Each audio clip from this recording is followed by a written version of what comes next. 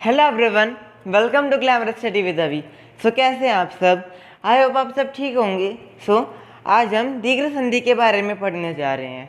तो दीर्घ संधि को पढ़ने से पहले हम ये जानेंगे कि संधि क्या होती है।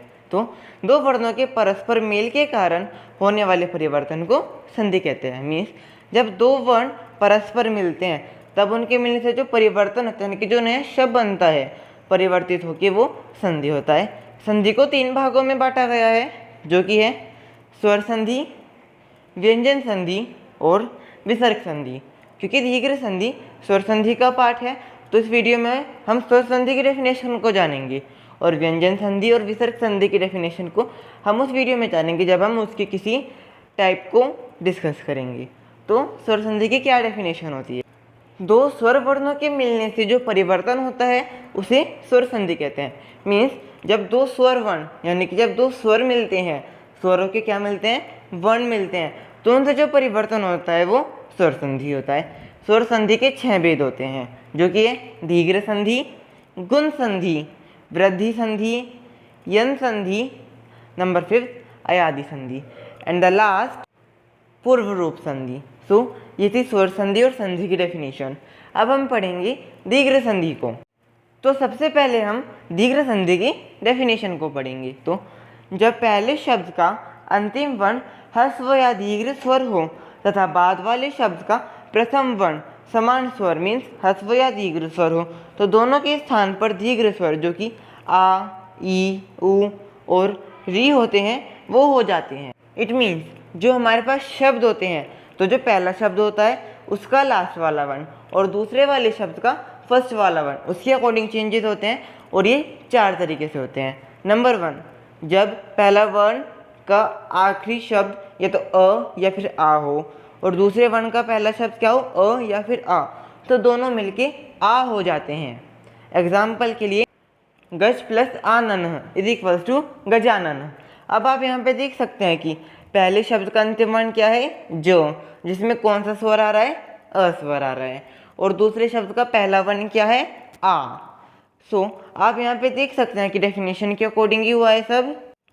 मीन्स हम यहाँ पे पहले शब्द का अंतिम वर्ण और दूसरे शब्द का पहला वर्ण देखेंगे, जो कि है अ, यानी कि पहले शब्द का अंतिम वर्ण है अ और दूसरे का क्या है? आ। तो ये मिलके क्या हो जाएगा? आ, यानी कि गज और आ मिलके हो जाएंगे जा। तो जब हम इनकी संधि करेंगे तो हमारा शब्द हो जाएगा गजानन। जो और आ की बीच में संधि हो जाएगी। ऐसे ही हमारा दूसरा एग्जाम्पल है विद्या प्लस आल्य इज इक्वल्स टू विद्यालय।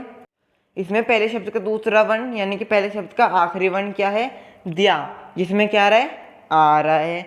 और दूसरे शब्द का पहला वर्ण आ, तो आ और आ मिलके आ मीन्स कुछ भी हो, अ हो या आ हो, वो दोनों मिलके आ हो जाएंगे। विद्या प्लस आल्य हो जाएगा विद्यालय। इसमें हमने विद्या के द्या और आल्य की आ की संधि की है, तो ये हो जाएगा विद्यालय। ऐसे ही नंबर 2 का दा प्लस अपि। अब इसमें भी हम दा और अ को देखेंगे, क्योंकि हमें पहले शब्द का अंतिम वर्ण और दूसरे वाले का पहला वर्ण देखना होता है और उन्हीं की बीच से संधि होती है। कदा और अ, तो ये आ और अ है, क्योंकि दूसरे वाला स्वर अ है, तो वो दा में मिल जाएगा, तो ये हो जाएगा कदापि। अब हमारे पास लास्ट एग्जाम्पल है हिम प्लस आल्य इज इक्वल्स टू हिमालय। अब इसमें हमारे पास पहले शब्द का अंतिम वर्ण क्या है? हिम, वो म, जिसमें अ स्वर है, और दूसरे शब्द का हमारे पास पहला वर्ण क्या है? आ। अ और आ मिलके आ हो जाएंगे, तो ये हो जाएगा माँ। तो जो हमारा म है वो माँ हो जाएगा। हमारा शब्द हो जाएगा संधि होने के बाद हिमालय। ये थी नंबर 1 केस में जिसमें अ या फिर अ होते हैं तो वो आ हो जाते हैं। अब हमारा सेकंड केस है छोटी ई और बड़ी ई के साथ। इन दोनों में से कोई भी हो, लेकिन हमारी संधि होने के बाद मात्रा बड़ी ई के साथ ही हो जाएगी। एग्जाम्पल के लिए हमारे पास है कपीशः। इसमें हमने कपी और ईशः की संधि की है। अब हम देखेंगे फिर से वही पहले शब्द का अंतिम वर्ण और दूसरे का पहला वर्ण। इसमें हमारे पास पहले शब्द का अंतिम वर्ण क्या है? पी, जिसमें छोटी ई है, और दूसरे शब्द में हमारे पास क्या है? बड़ी ई। हम कपीश में जब संधि करते वक्त परिवर्तन लाएंगे तो वो किस में होएगा? पी में होएगा, क्योंकि संधि में मात्रा इसमें बड़ी ई की आनी है, तो कपीश की मात्रा बड़ी ई की हो जाएगी, तो ये हो जाएगा कपीशः। ऐसे ही हमारे पास सेकेंड एग्जाम्पल है हरि प्लस इच्छा इज इक्वल टू हरिच्छा। अब इसमें भी वही सेम केस है हमारे पास जैसा फर्स्ट वाले में था। इसमें बस क्या डिफरेंस है, छोटी ई और छोटी ई दोनों में छोटी ई ही है। मीन्स हरि में भी री में छोटी ई है और इच्छा में भी ई है, सो ई और ई की संधि भी बड़ी ई हो जाएगी, ये हो जाएगा हरिच्छा। इसके बाद हमारे पास थर्ड एग्जाम्पल है कवि प्लस ईशः इज इक्वल टू कविशः। अब इसमें हमारे पास वी में हमारे पास क्या है, छोटी ई, और ईशः में बड़ी ई, तो हम इसमें भी जब संधि करेंगे तो बड़ी ई की मात्रा आ जाएगी, कविशः हो जाएगा। एंड ऐसे ही लास्ट वाले में रजनी प्लस ईशः, इसमें बड़ी ई और बड़ी ई की संधि हो रही है, सो नी में कोई मात्रा का परिवर्तन नहीं होगा, बस ऐसे जुड़ जाएंगी। बड़ी ई जो है वो नी की बड़ी ई में चली जाएगी, तो ये हो जाएगा रजनीशः।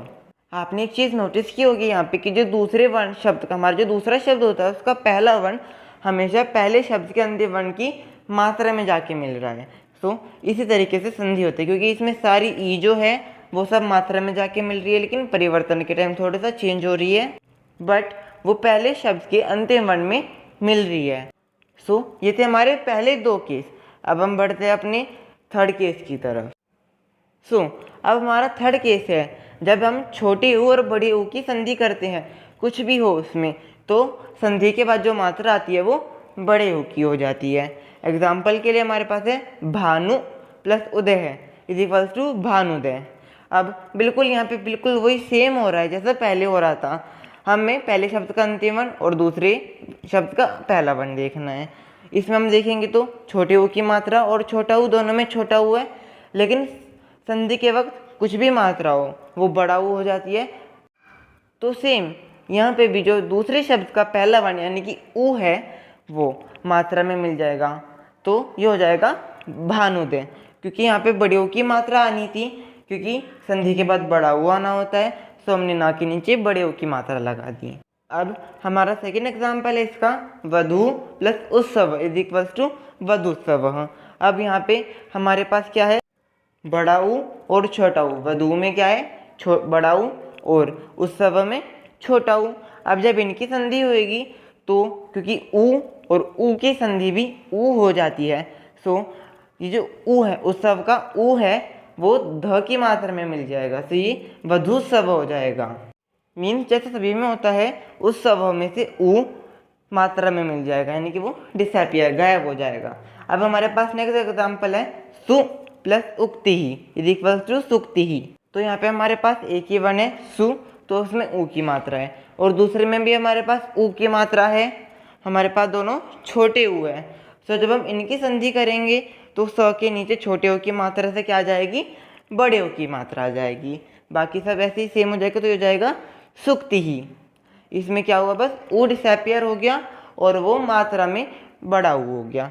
अब हमारे पास इसका लास्ट एग्जाम्पल है गुरु प्लस उपदेश इज इक्वल टू गुरु उपदेश। अब इसमें भी सेम वही होना है, क्योंकि गुरु में क्या है हमारे पास छोटा ऊ, और उपदेश में भी छोटा ऊ, दोनों में छोटा ऊ आ रहा है। तो जब गुरु के र के छोटे ऊ और उपदेश के ऊ के छोटे ऊ की हम संधि करेंगे, तो र पे कौन सी मात्रा लग जाएगी, बड़े ऊ की लग जाएगी, और बाकी सब ऐसे सेम हो जाएगा, और उपदेश का ऊ डिसअपियर हो जाएगा, तो ये हो जाएगा गुरु उपदेश।